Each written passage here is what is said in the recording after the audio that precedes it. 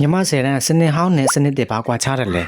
အားလုံးပဲမင်္ဂလာပါယခုနောက်ပိုင်းမှာမြန်မာပညာရေးနဲ့ပတ်သက်ပြီးလူပြောများနေတဲ့ဆယ်တန်းစနစ်တစ်ခရီးတွဲနဲ့ကျွန်တော်တို့ငယ်စဉ်ကတက်ခဲ့ရတဲ့စနစ်ဟောင်းကဘာတွေကွာခြားလဲဆိုတာကိုအချက်၄ချက်ဖြင့်10မိနစ်အတွင်းဘုဒ္ဓအဖြစ်ရှင်းပြပေးချင်ပါတယ်